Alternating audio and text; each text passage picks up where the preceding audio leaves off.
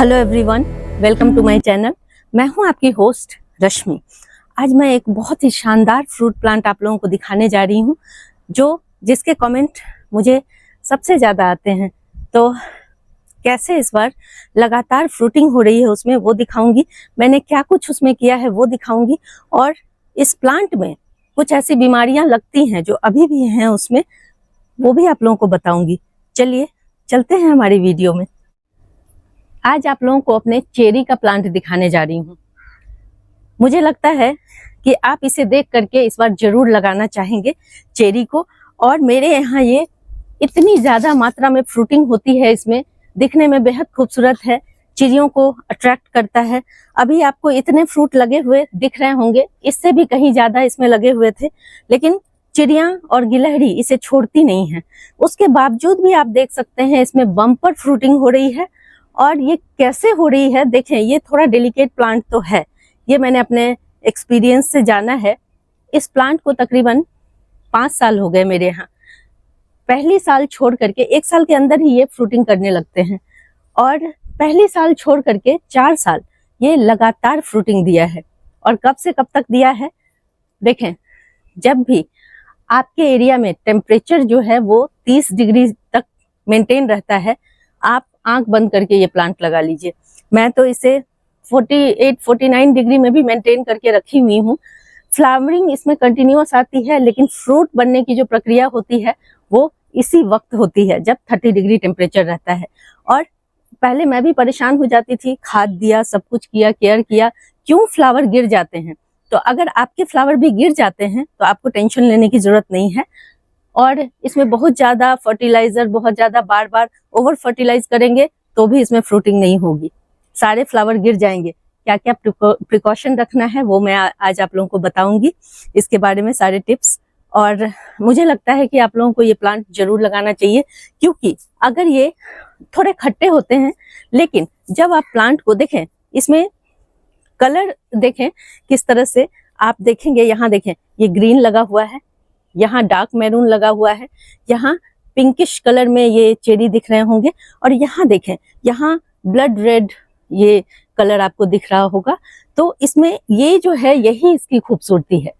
और अगर आप थोड़ा इसके पकने का इंतजार करें, बहुत लोग कहते हैं कि ये बहुत खट्टा होता है, मैं मानती हूँ कि ये खट्टे होते हैं, लेकिन जब आप इसे इस स्टेज पे ले आते हैं, जैसे मेरे तो इस बार आए हुए हैं क्योंकि चिड़ियों ने थोड़ा छोड़ा हुआ है इसे, अदरवाइज इसी स्टेज में ये खत्म हो जाते हैं।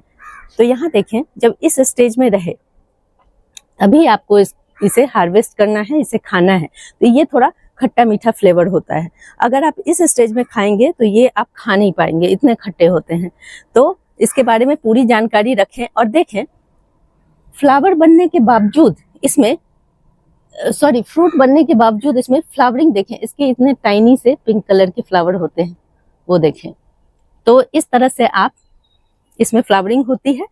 और आप लोग कहते हैं कि आप क्या फर्टिलाइजर इसमें डालना चाहिए, तो उसके बारे में भी मैं बता दूं कि मैंने इस बार इसमें वर्मी कंपोस्ट, नीम की खली और सीवीड फर्टिलाइजर, इसको छोड़ करके मैंने इसमें कुछ भी नहीं डाला है।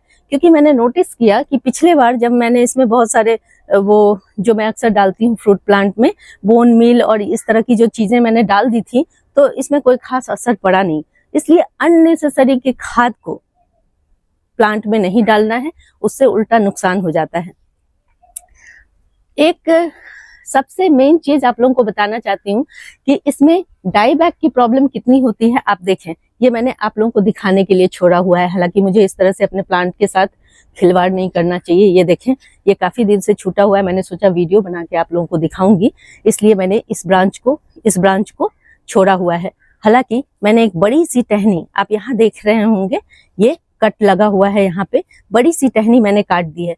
जब भी आपको अपने प्लांट में इस तरह की सूखी डंडियां, जो अक्सर इस मौसम में हो ही जाती हैं, ये सिनारियो मैंने किसी और दूसरे फ्रूट प्लांट में नहीं देखा है, लेकिन आप इस प्लांट में देखें, जैसे ही मानसून का सीजन आता है, फ्लावरिंग और फ्रूटिंग होती है, इसमें डाईबैक की प्रॉब्लम, बड़े बड़े ब्रांचेज इसके सूखने लगते हैं। तो वैसे में मैं भी घबरा गई थी, और इसका अगर आप सही टाइम पे इसकी केयर करेंगे तो देखें, मैंने प्रून करके रखा हुआ है, और ये मैं आपके सामने प्रून करूंगी। प्रून करने के बाद इसमें फंगीसाइड का स्प्रे जरूर करना चाहिए, लेकिन चूंकि मेरे प्लांट में इस समय फ्लावरिंग हो रही है इसलिए मैं इसमें किसी भी तरह का स्प्रे नहीं करूंगी। जब भी आपके प्लांट में फ्लावर बन रहे हों तो किसी भी तरह के स्प्रे से बचें, अदरवाइज वो सारे फ्लावर गिर जाएंगे। अभी इस वक्त बारिश हो रही है और हल्की हल्की बारिश हो रही है, फिर भी मैं आप लोगों के लिए वीडियो बना रही हूँ क्योंकि मुझे डर है कि ये फ्रूट कल रहे या ना रहे। ये फल से लदा हुआ था लेकिन मैं आप लोगों को दिखा नहीं पाई, लेकिन फिर भी आप लोग इसे देख करके कम से कम थोड़ा तो मोटिवेट हो ही जाएंगे। तो देखें, ये जो टहनी है इसको काट दूंगी मैं, और इसे स्टेरिलाइज करना बिल्कुल ना भूलें क्योंकि पहले ही मैंने बताया ये थोड़ा सेंसिटिव प्लांट होता है। मैं हर साल तकरीबन इसमें डाईबैक की प्रॉब्लम देखती हूँ, फिर भी मेरा प्लांट सरवाइव कर जाता है क्योंकि क्विक एक्शन लेती हूँ। जब भी इस तरह की परिस्थिति बने आप तुरंत इसका निवारण कीजिए, अदरवाइज आपके मोटे मोटे ब्रांच भी सूख जाएंगे। ये मैंने सिर्फ इसी प्लांट में देखा और मुझे मेरे इतने सारे फ्रूट प्लांट लगे हुए हैं, ये चीजें मैंने कभी नहीं देखी। और यहाँ देखें, ये भी और इस तरह की ना जाने कितनी ब्रांचेज मैंने कट की हैं। ये देखें, साफ कट कर दिया और इसे लॉक करना बहुत जरूरी है। अभी बारिश है इसलिए मैं इसे नेल पॉलिश से लॉक करूंगी। और एक सेकेंड आप लोगों को यहाँ नजदीक से देखें कैसा दिखता है जब इस तरह से आपके प्लांट में फ्रूटिंग होती है। मजा आ जाता है। देखें, बंचेज में इस तरह से गुच्छों में लगे हुए हैं। ग्रीन वाले तो आपको दिख भी नहीं रहे होंगे मुझे लगता है। ये देखें, ग्रीन वाले इस तरह से किस तरह से लटके हुए हैं। ये ग्रीन पत्तों के साथ दिखते नहीं हैं, इनका कलर ऐसा कुछ होता है, लेकिन ये बंच में इस तरह से फ्रूटिंग बहुत अच्छी हो रही है। और सबसे इम्पॉर्टेंट चीज जो मैं आप लोगों को बताने जा रही हूँ वो है फर्टिलाइजर। अगर आप इसे सही से देंगे और पर्टिकुलर फर्टिलाइजर देंगे तो कंटिन्यूअस इसमें, जैसे कब से इसमें फ्लावरिंग हो रही है, तकरीबन टेम्परेचर जैसे ही गर्मी के बाद वाला जो समय आता है, जैसे ही टेम्परेचर 30 डिग्री हुआ उसके बाद सारे फ्रूट तकरीबन कन्वर्ट होने लगे, फ्रूटिंग होने लगी। तो इस तरह से आप देखेंगे कि मुझे लगता है कि जिस जगह मॉडरेट क्लाइमेट होता है वहां तो आप आंख बंद करके इस प्लांट को लगा लीजिए। और मेरे यहाँ तकरीबन 2 महीने से इसमें फ्रूटिंग चालू है। और पहले खाद दिखा दूं आप लोग को। जब इस प्लांट में फ्लावरिंग शुरू हो जाए तो आपको क्या देना है, हर 20-25 दिनों में या हर 15 दिन में आपको जो खाद देनी है वो ये है। ये देखें, वर्मी कंपोस्ट है ये, और थोड़ी मात्रा में देनी है, ज्यादा नहीं देना है। और यहाँ देखें, ये है सीवीड ग्रेन्यूल्स, ये आप जरूर रखें अपने पास। कुछ फ्रूट प्लांट में ये बहुत बेहतरीन काम करते हैं, माइक्रो न्यूट्रिएंट्स भी इसमें भर भर के रहते हैं। तो इस तरह से आप इसका इस्तेमाल करेंगे। और नीम की खली बार बार आपको नहीं देना है, जैसे अभी मैंने पिछले महीने ही इसमें नीम की खली डाली है क्योंकि इसके रूट में भी बहुत सारे प्रॉब्लम क्रिएट होते हैं, जैसे रूट रॉट बहुत जल्दी हो जाता है। नीमाटोड की प्रॉब्लम से भी मैं इससे जूझ चुकी हूँ, तो इसलिए इसके रूट को अक्सर आप हाथों से या फिर इस तरह से आप इसकी गुड़ाई जरूर करें। देखिए, अभी मेरा ये बिल्कुल स्वस्थ है। पिछले साल इसमें बहुत सारी गांठें बनी हुई थी जिसका ट्रीटमेंट मैंने किया था। अभी देखें ये कितनी स्वस्थ रूट है। तो इस तरह से बीच बीच में आप रूट को भी देखते रहें, नहीं तो ये प्लांट आपका बीमार पड़ जाएगा और इस कदर फ्लावरिंग और फ्रूटिंग नहीं होगी। तो यही 2 आपको फर्टिलाइजर इसमें देने हैं, कुछ भी स्पेशल करने की जरूरत नहीं है। और अमाउंट भी कम रखें। देखें, बहुत ज्यादा एक ही बार डाल देंगे तो भी ये शॉक में चला जाता है प्लांट और अपने फ्लावर भी ड्रॉप कर देगा और जो छोटे छोटे फ्रूट बन रहे होंगे वो भी ड्रॉप कर देगा। तो इसमें थोड़ा आराम से इसको ट्रीट करें। तो देखें, अभी मिट्टी मेरी बहुत अच्छी है। देखें कैसे हाथों से ही हम इसको मुझे एक यहाँ फ्रूट गिर गया था, इस तरह से पक के ये गिरते जाते हैं, इसलिए हार्वेस्ट कर लेना बढ़िया है। देखें,